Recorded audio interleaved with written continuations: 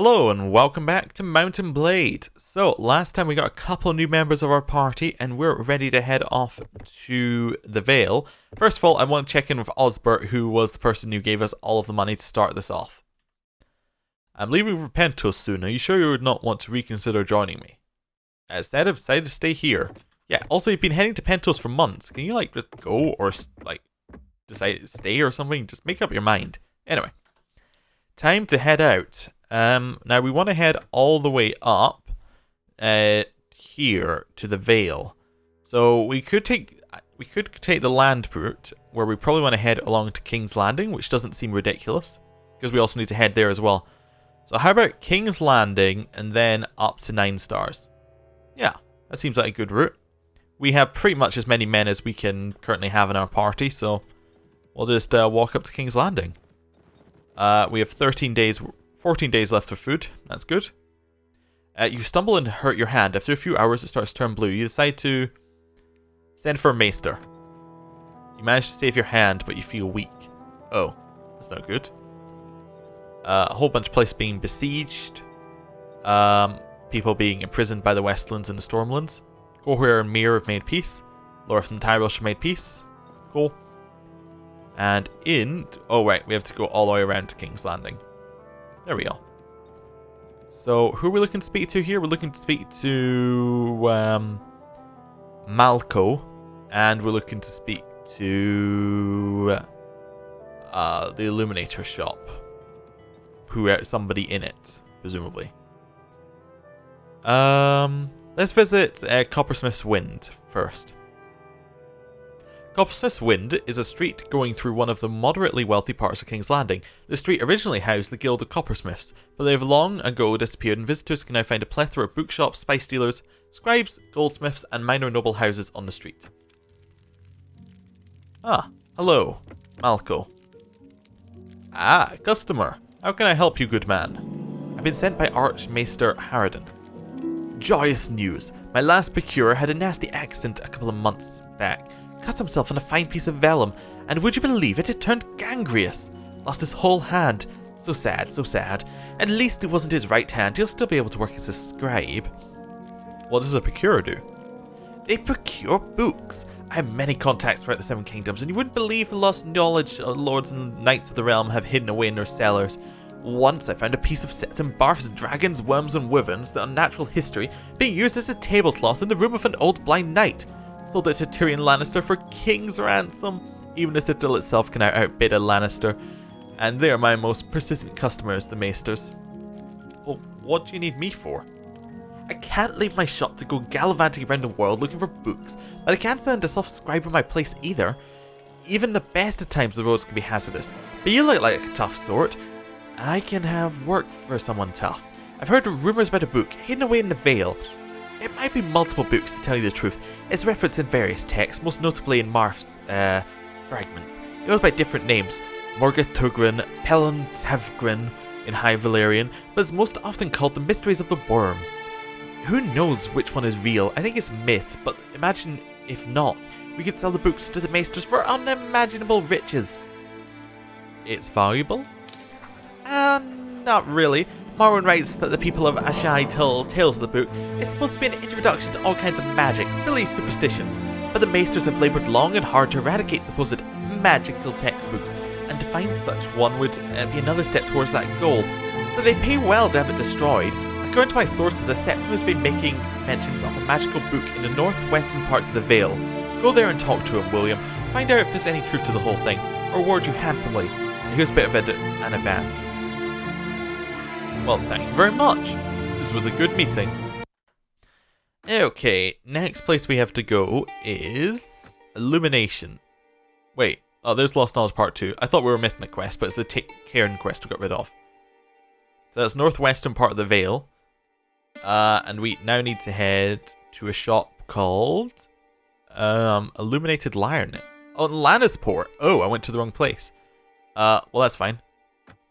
We can always head back via Lannisport. So what we'll probably do is we'll head up here, along up to 9 stars, northwest. So, oh, there's the Sceptry. So we'll probably head straight to 9 stars, then cut back down to the Sceptry.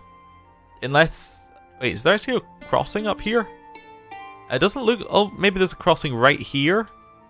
Possibly. Maybe that's the way you get to 9 stars? Maybe it'd be easier to take a boat, but is there any... There's a harbour up there. So we could maybe take a boat from here up to the harbour and then back in. That's probably going to be quicker. Yeah. So we'll head out into the water. All the way around. A whole bunch of people were released from captivity. Okay. I guess they had ransoms paid or something. Or they just managed to escape. Whole bunch of defensive packs. Keep heading up and around. We're going to head up to this natural harbour point, I think. Well, we could just say we want to go to 9 stars, can't we? Yeah. Cool. We'll head up to 9 stars. You come across some runaway serfs. You decide to help them. We lost 5 renown. Oh. Okay. Not good. 9 stars, please. Oh, we're still working out our route. Ooh, a whole bunch of people managed to escape different imprisonments. Norvos and Lorath made peace. We have now arrived at Natural Harbour, and we're pretty much at 9 stars. Good. Although we can't use a sword yet. Wait, before we go to 9 stars, I want to level up our character. Once we got enough strength to use a sword. Do we want horse archery, or do we want just power strike? I think we want power strike, because we're about to go into a proper fighting thing, and then we'll raise up our one-handed.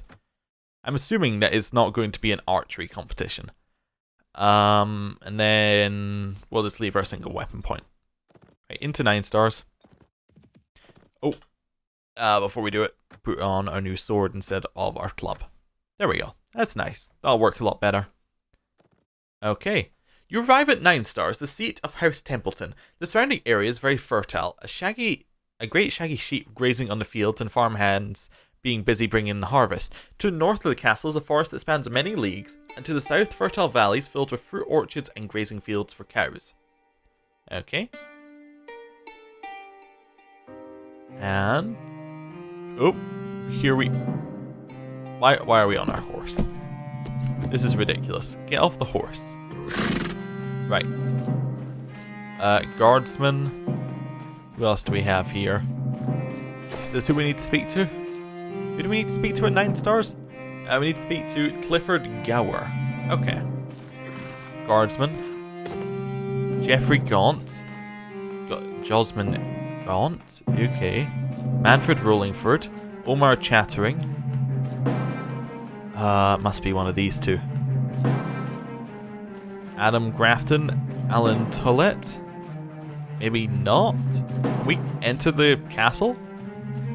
Or maybe this is why it gave us the horse, because we have to walk around this place for ages. A chest which has some brandy in it, which we'll take. Okay. Anybody around the back?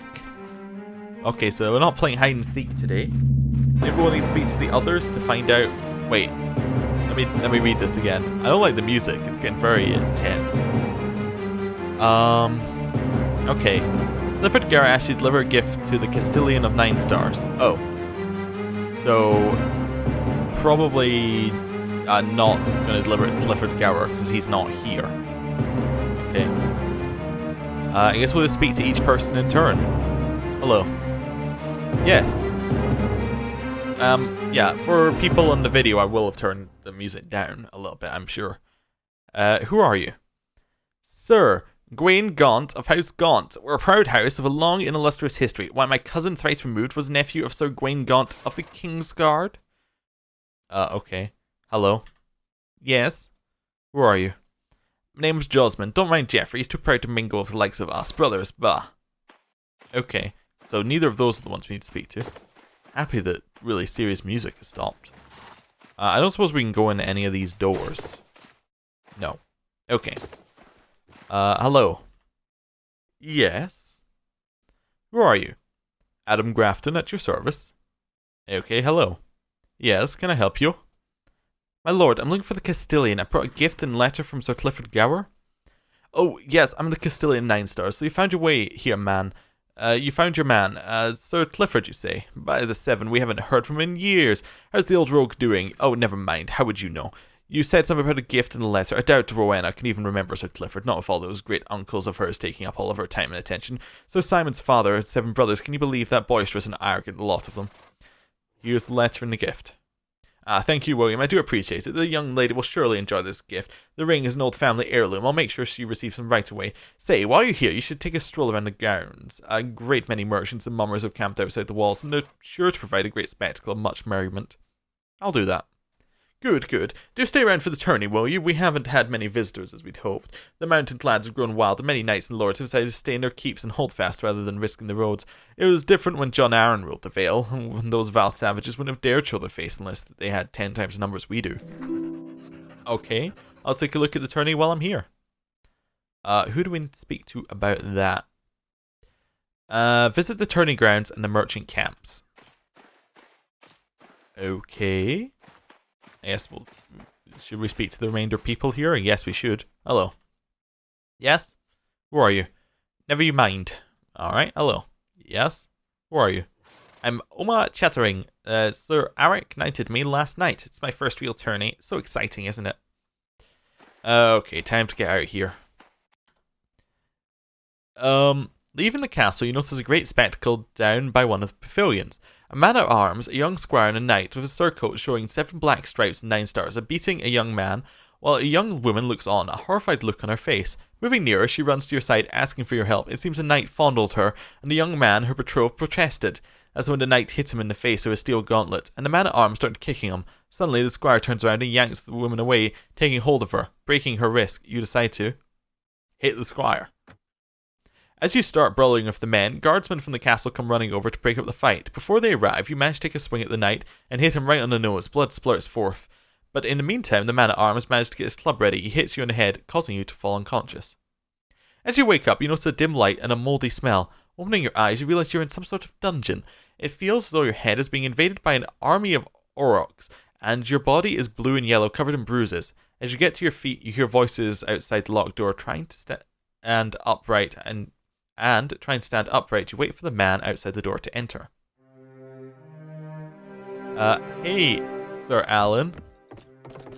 What's up? This really... I didn't mean to get into a fight. Hello. William, what were you thinking the night that you attacked Sir Raymond Templeton, Sir Simon's youngest uncle? What a mess. The man is infuriated. Let me ask you this, William. How good a fighter are you? I can hold my own. I am not a very good liar. Doesn't say much, does it? That's a vague answer.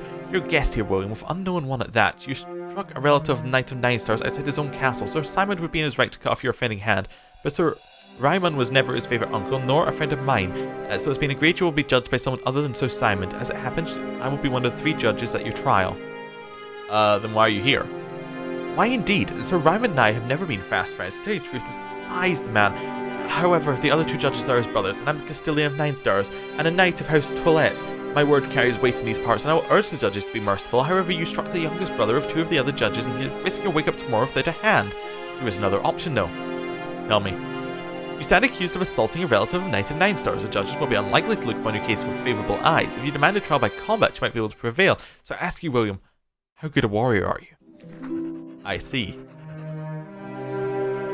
Okay. Tourney of 9 Stars, advise you to demand a trial by combat. What do you think? Think we can take him? You got a new sword? Okay, let's do it. Sleep on it, William. The trial starts tomorrow. Sleep on it? Like, do I activate a bed? Do I just press tab? I press tab, okay. As soon as Sir Alan leaves the cell, you fall into a dreamless sleep. You're woken by the call of a rooster, and soon enough the guards come to fetch you for your trial. The guards escort you to the Great Hall of 9 Stars. You notice a mass of noble lords and ladies. The knights attending the tourney, their wives, companions, their squires, attendants have all turned out to watch the trial. You can hear whispers, snickers, and quiet conversation, and have no way of knowing whether they're directed at you or at Sir Raymond, who has already arrived wearing a doublet of yellow and black, sporting a red, swollen nose. As you make your way towards the dais where the 3 judges are seated, you see Sir Alan smiling at you, but the other 2 judges scowl as if the nasty smell has followed you into the room. Sir Emric and Sir Arik Templeton, twins by look of them both. Both have looks of warriors, broad shoulders, thick necks, and flat bellies. As the trial begins, the judge asks you if you have anything to say. You decide to demand a trial by combat. The hall immediately erupts into chaos of knights and squires shouting, ladies gasping, servants clapping, Sir Raymond and his two brothers seething, and Sir Alan favouring you with a big grin. The guards look confused, unsure of what to do until Sir Alan calls for quiet. He declares a request for trial by combat within your rights, and the gods will surely look upon you, the righteous with favour. When Sir Raymond asks if you will still lose a hand when he defeats you,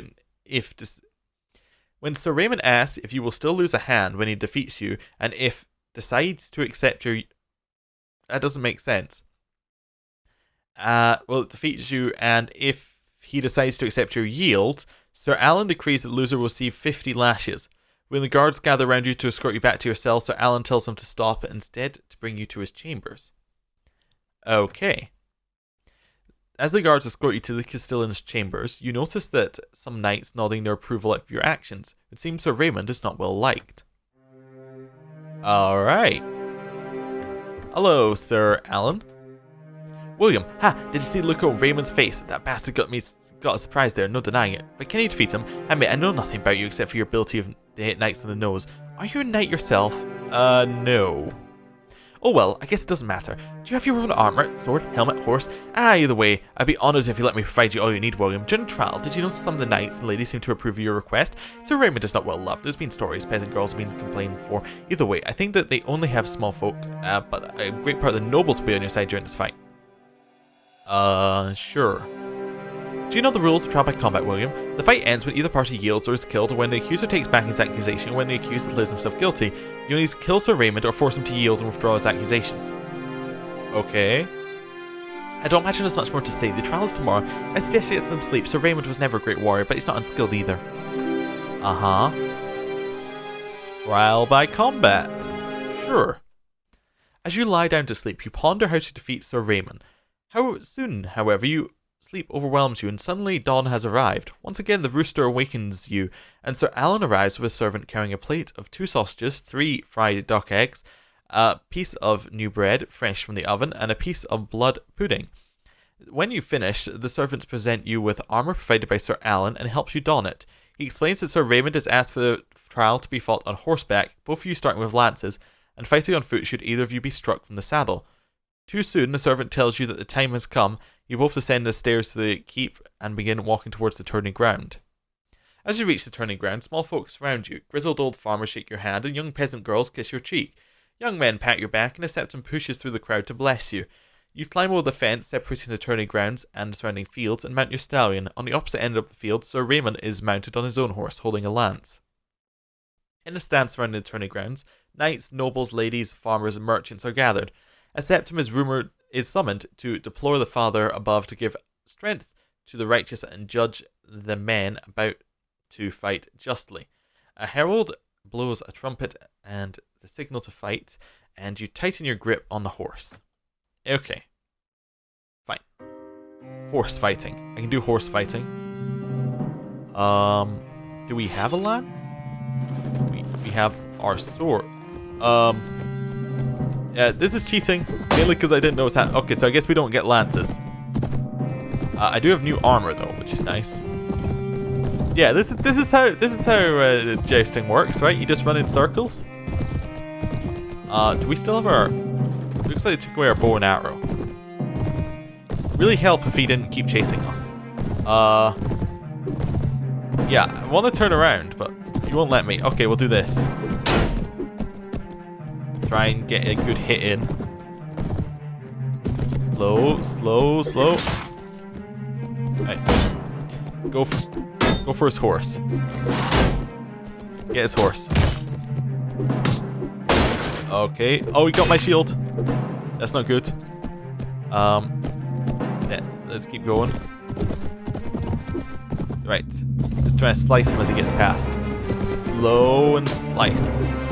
0 damage. Okay. Seeing if I can hit in here. This isn't great. I almost feel like we would do better off the horse, but we'll see. Did some damage to his horse. When we take his horse down, I think we got a good chance. Okay, we seem to be able to get in hits without him being able to get in hits. Okay, we're getting some good hits on his horse. 35 damage. Very bloody sword. Wonder how much his horse has left. Okay. Got only 3 there. Nothing there. Looking for a good slice. Oh, we got his horse down. So we now get to be up above him. We can kind of run in for hits. Okay. What was this tactic? Okay, we're gonna run in for... We're gonna go all the way along. We're gonna turn around and we're gonna go in for a hit. Okay. Turn around. And we're going in for a slice. We can knock him over with our horse, which is nice. No. I gotta admit, this isn't the greatest display of fighting ever. But we can't stop. We can't get off our horse because we don't have a shield. So we have to at least get rid of his shield before anything else happens. Okay, yeah, we did rather hit the edge, didn't we? Keep trying to hit him down. Just go straight for him. He's still trying to go for our horse. We can go for him.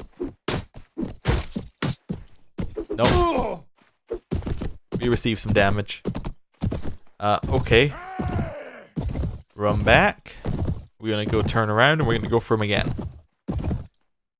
Okay, we're going in for a slice. Nope. Okay, that didn't work.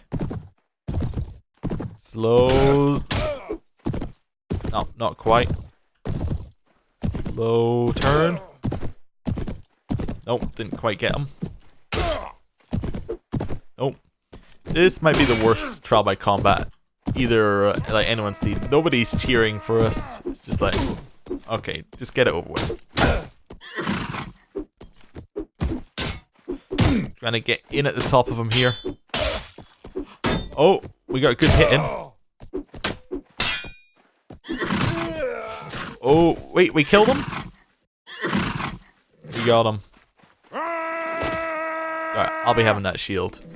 Oh, we fell over on top of him. As Sir Raymond falls to the ground and stand erupts into cheers, the small folk surrounding turning ground shout your name. William, William. Blood leaking through his armor, Sir Raymond gives a final sigh and breathes his final breath. Exhausted yourself, you motion for a servant to help you get out of your armor and back into some comfortable clothes.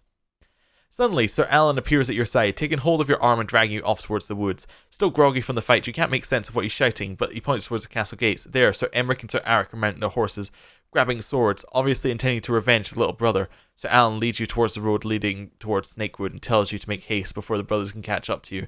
As a final gesture with a broad smile on his face, he hands you a small bag filled with Lincoln coins. I bet a good amount on you defeating Sir Raymond. Figured it was only just that you should have your share, he says. Wow, that's a lot of money. Setting out, you make good speed towards the safety of Snakewood, but the brothers are mounted on fine horses and you know the woods better than you do. Soon you hear them come up behind you and you turn your horse around ready to face them. Wait, do we get our... okay. Well, this is interesting. The music doesn't really fit any of this. That's fine. Okay. Right, let's see if we can get our bow and arrow back out. See if we can get some good shots in here. Okay, we delivered some damage to the horse. There's a little bit of fall off, so we'll see if we can like get these done right. We have to aim a little bit higher. We definitely hit the horse. Right, get a little bit closer. Hopefully our men at arms can get them as well. So we just want to aim a little bit above. Oh, we definitely hit him. Did some damage to the horse. Okay, getting closer. Oh, we got him off his horse. Great. The other one. Okay, defend. Right, we'll try and kill the one who's off his horse.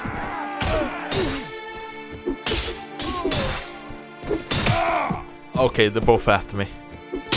This isn't gonna work. Keep the shield up. Stab the horse. Stab the horse. Stab the horse. Stab the horse.